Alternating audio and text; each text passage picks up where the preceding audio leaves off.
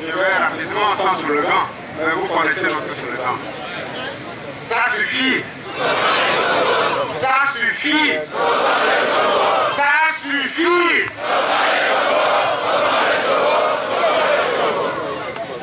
Je rappelle ça avec plaisir pour vous dire encore une fois qu'aujourd'hui la mobilisation, elle va dans le bon sens. C'est une bonne mobilisation. Mais il faut qu'elle soit davantage accentuée. Vous savez pourquoi nous nous mobilisons depuis mars 2012 pour le suffrage universel au Togo. Parce qu'aucun peuple ne peut évoluer lorsque ce peuple ne peut pas choisir librement ses dirigeants. Nous nous sommes mobilisés pour dire que celui que nous avons élu au FRAC, c'est Jean-Pierre Fabre. C'est pas Paul Nassingé.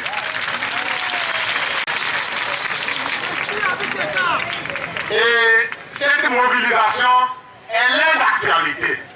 On n'a jamais renoncé à notre victoire en 2010. Nous devons nous mobiliser. Parce que si nous ne nous mobilisons pas, ils vont encore aux prochaines élections voler. On ne peut plus l'accepter.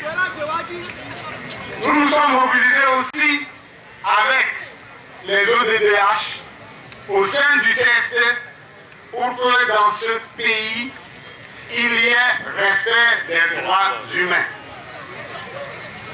Nous avons eu les différentes affaires, tentatives de coup d'État, affaire Bertin Agba.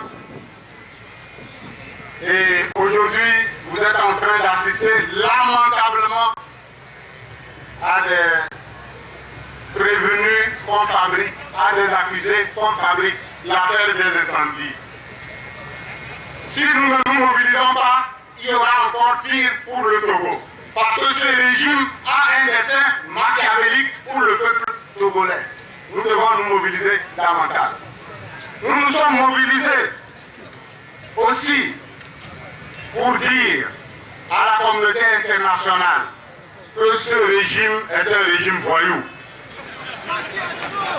Et la communauté internationale avec laquelle notre pays a des engagements, tous les engagements internationaux du Togo comportent une clause démocratique.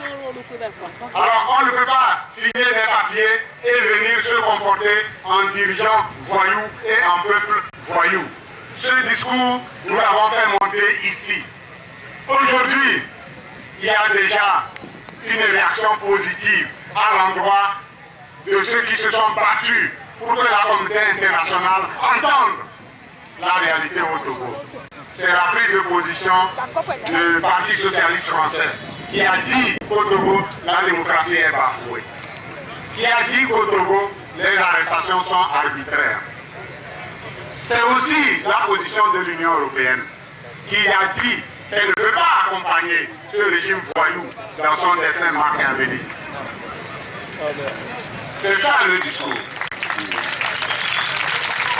Alors, je pense que hier, au cours de la réunion, c'est le docteur Kampati qui disait que l'écho a résonné et la communauté internationale nous a entendus.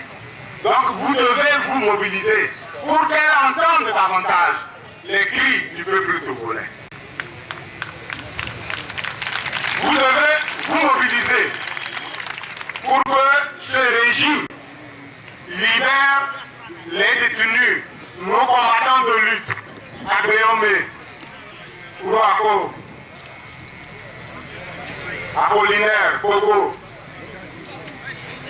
et Adia. Il faut qu'ils soient immédiatement libérés. Nous devons obtenir leur libération immédiate.